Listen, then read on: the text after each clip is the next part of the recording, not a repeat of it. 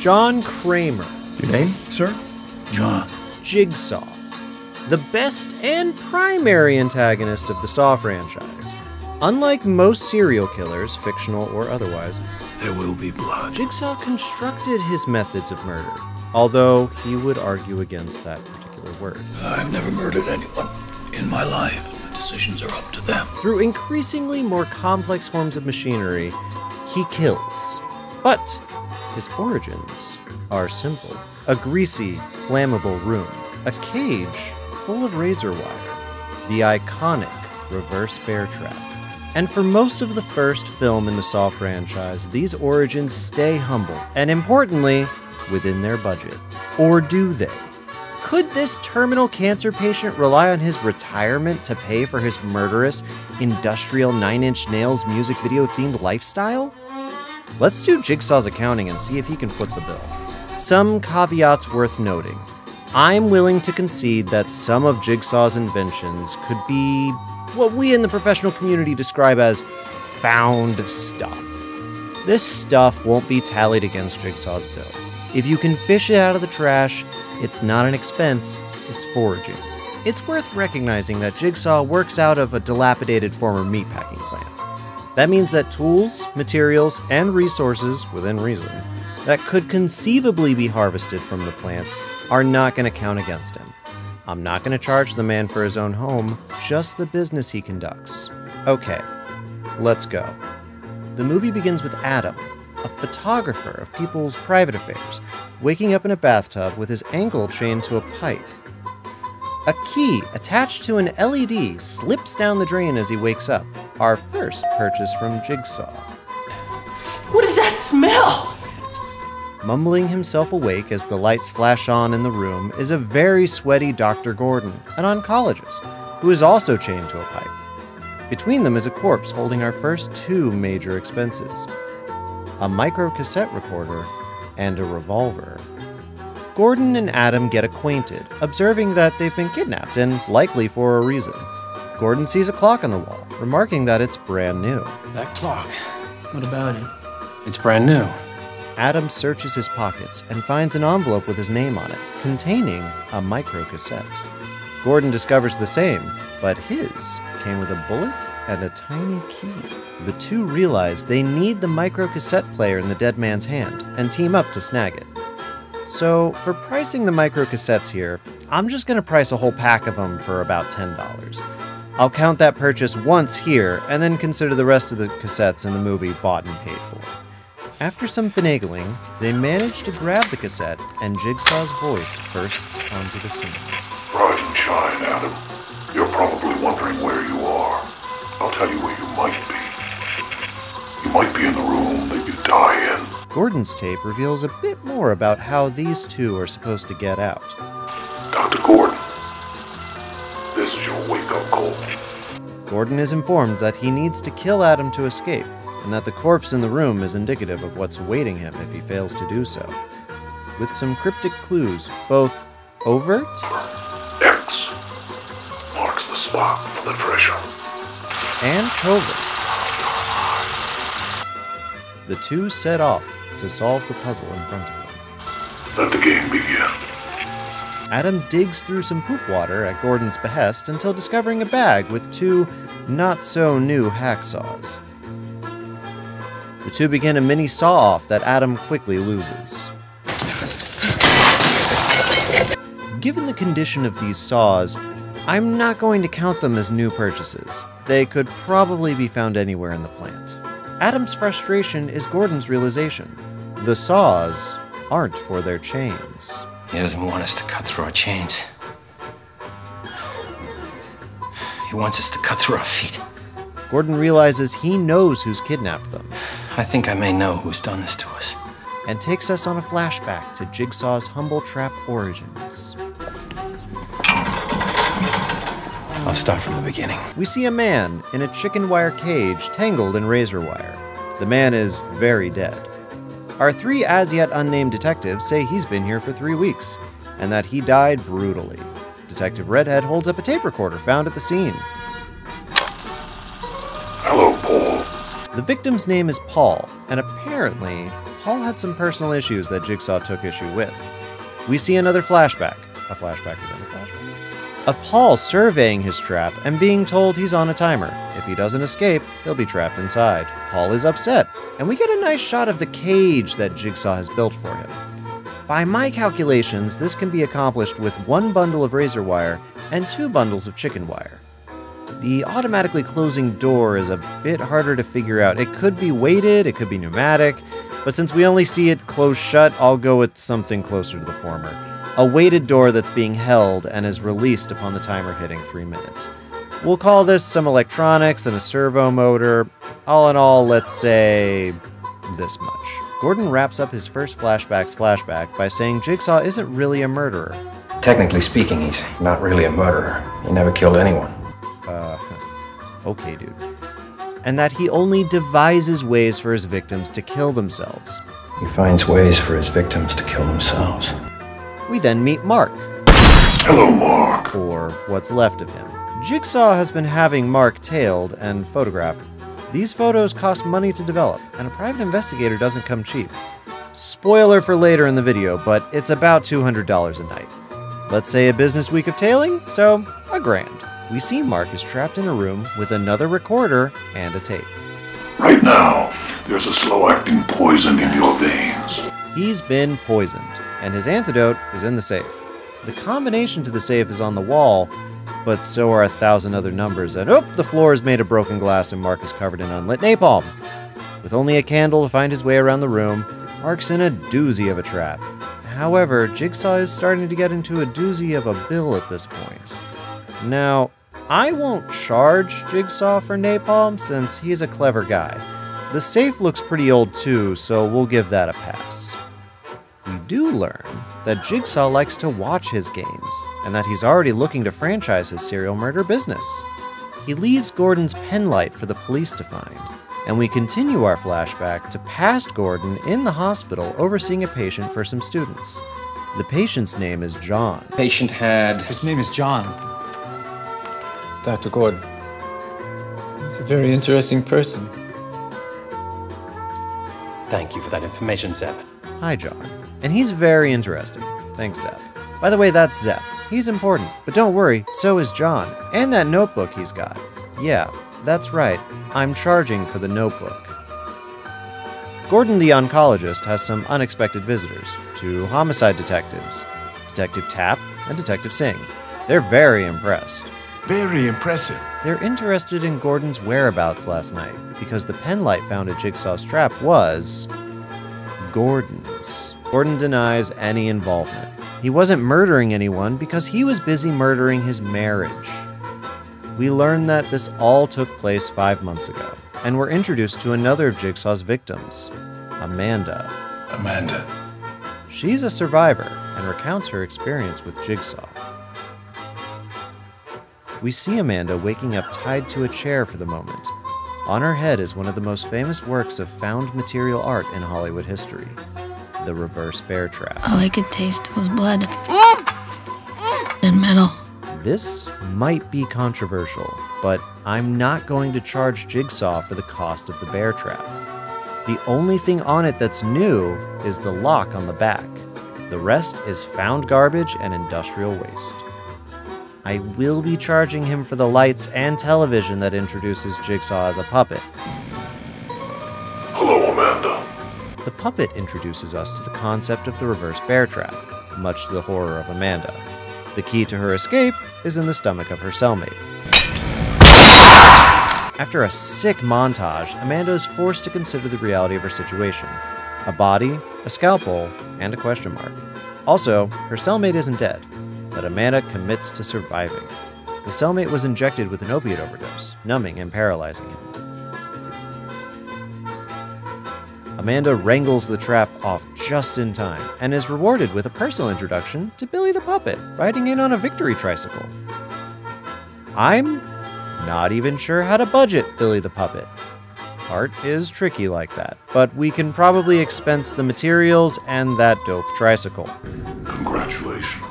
You are still alive. Jigsaw saved Amanda's life, apparently. Helped me. And we transition back into the bathroom. Adam is upset that Gordon knows things, but discovers a little thing himself. His tantrum earlier revealed a two-way mirror. Jigsaw still likes to watch his games.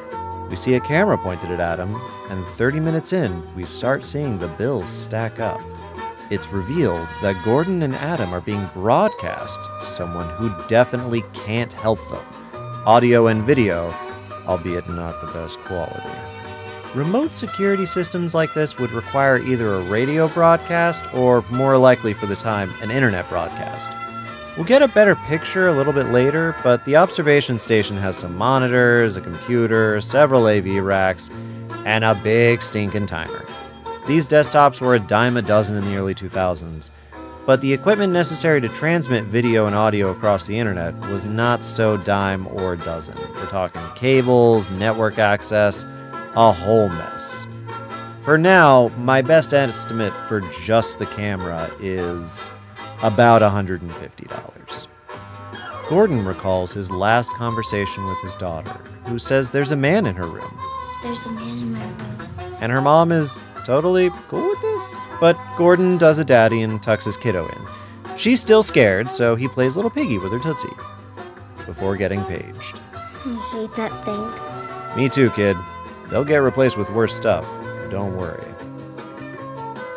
Gordon promises he'll never leave her before leaving her. I would never do that. Who gave you that idea? Bathroom Gordon tosses Adam his wallet as a sign of human empathy. Adam is nonplussed and decides to snoop a bit. Instead of a human connection, Adam finds another clue from Jigsaw.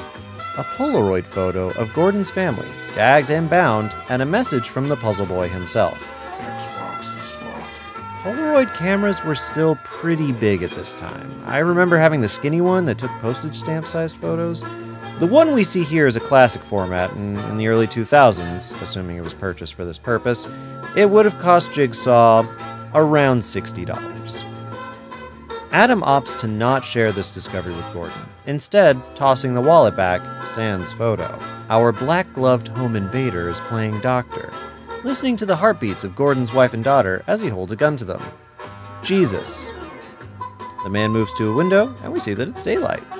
And the closet boy is also being spied on by Detective Tap. Tap seems to be spying on Gordon, and has taken to a maximalist style of decoration. His apartment is a testament to his obsession, catching the Jigsaw killer. Tap suspects it's Gordon, and in a flashback, regrets letting Gordon slip out of his fingers. In his office, Tap watches and re-watches Amanda's Jigsaw tape. His partner Singh is concerned for him, but Tap's attention to detail pays off. A gang sign on the wall in the background of the tape and a distant fire alarm narrows down the search to a mannequin factory on Stygian Street as the likely hideout for Jigsaw. That's incredible. Tap and Singh head out sans search warrant and head inside, guns pointing.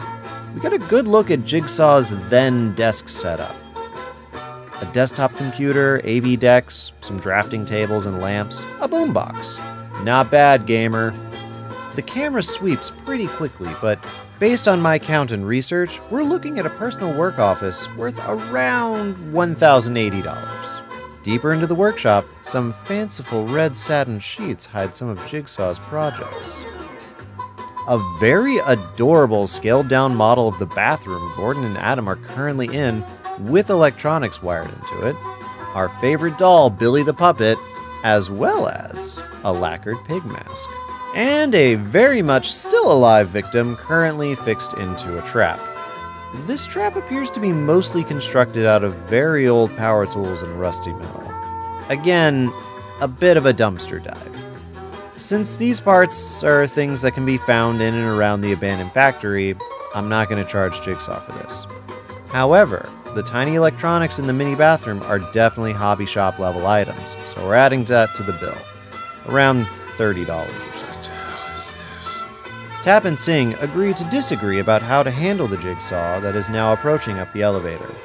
Dressed in a fantastic theater robe, the old man hobbles up the stairs to check on his prize. On the way, we get a good view of some more AV equipment on the workbench behind our latest victim-to-be.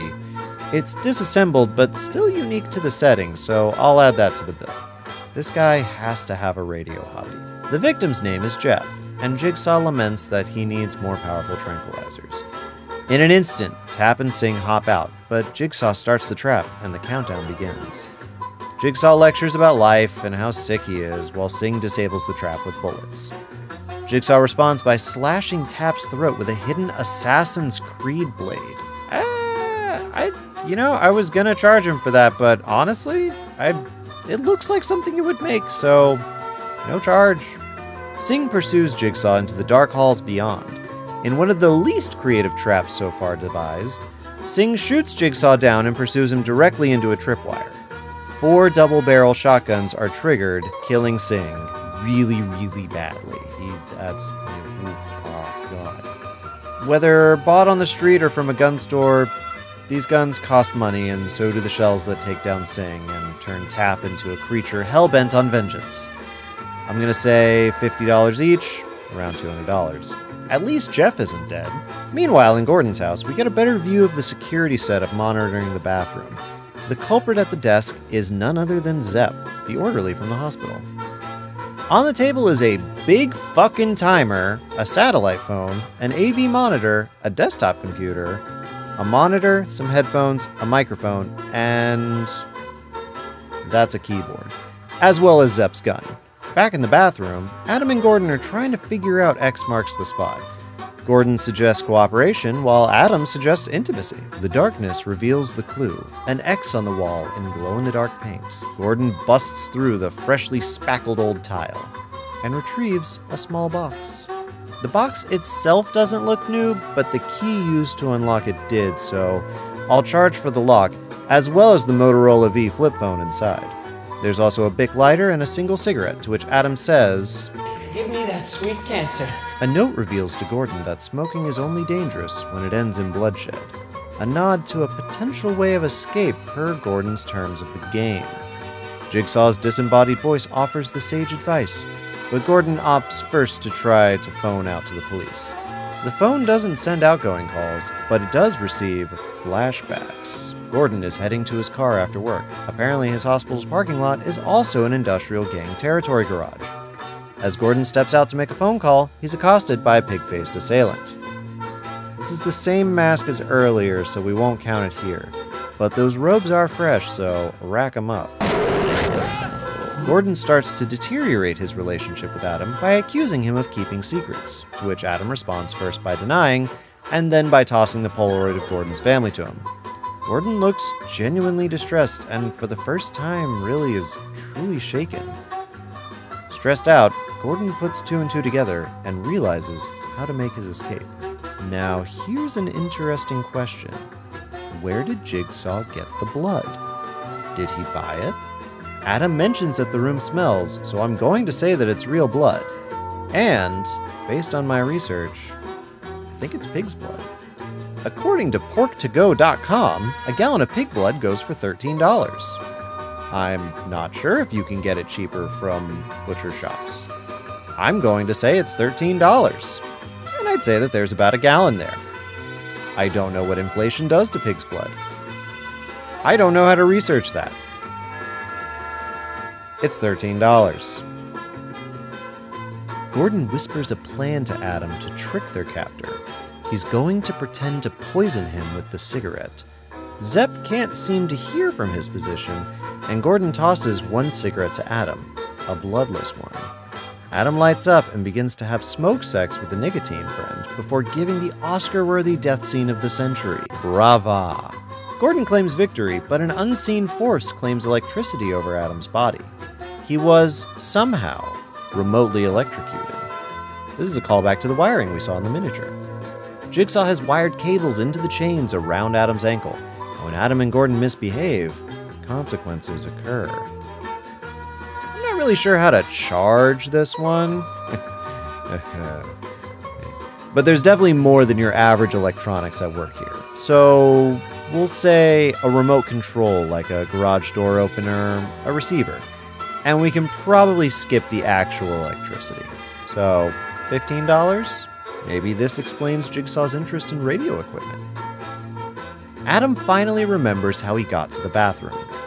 He's a photographer, and we see in his darkroom that he's been following none other than Gordon.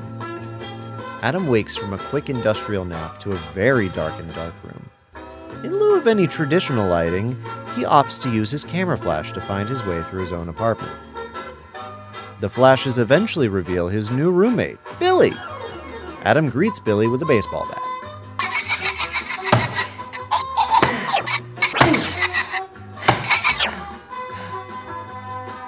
Adam is then greeted with Billy's roommate, Bigface.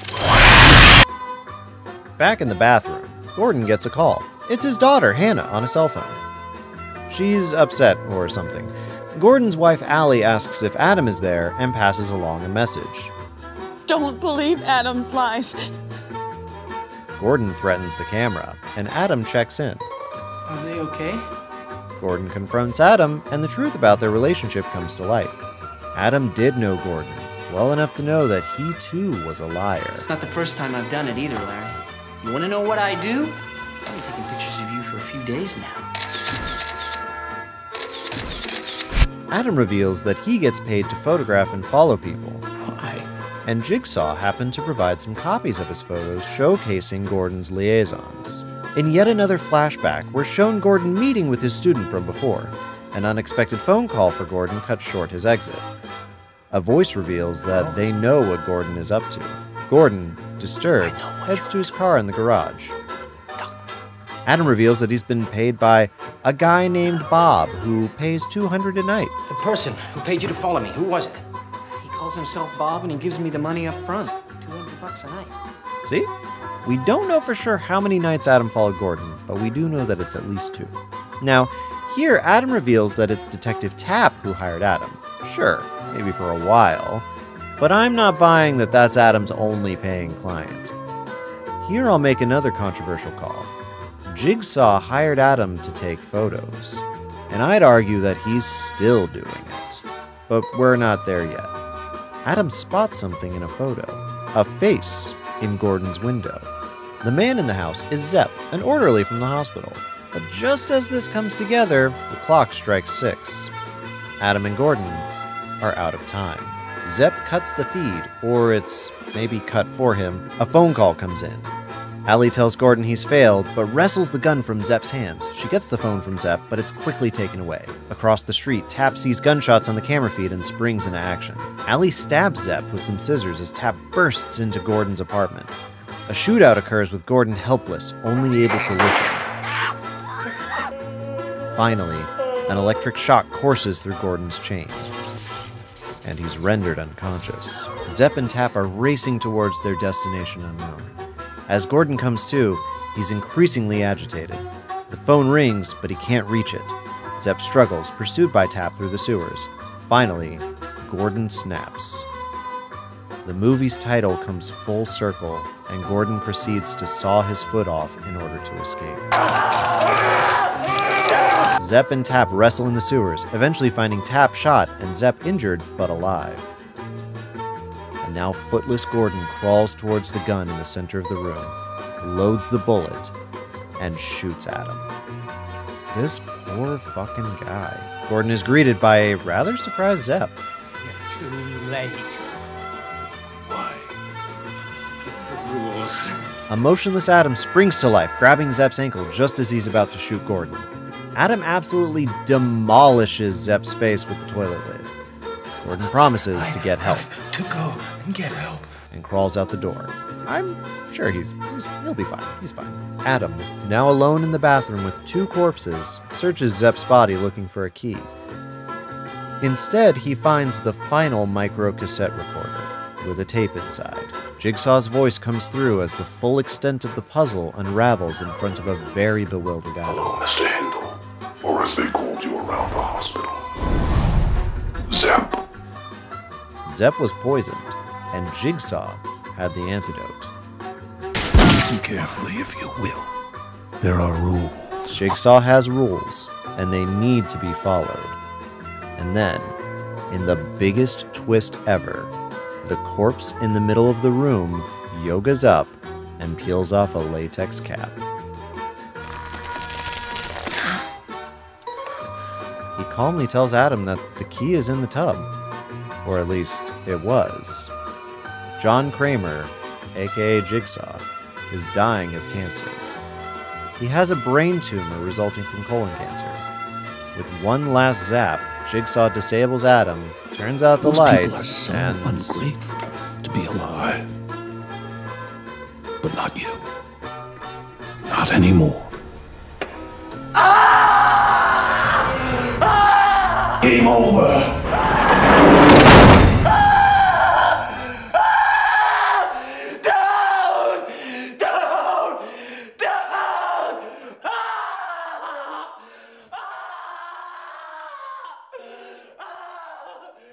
And that is Saw. So, how did Jigsaw do? Could he afford to Lincoln Log his way into serial killer history? Or did he break the bank on the way to breaking Gordon's leg and Adam's spirit?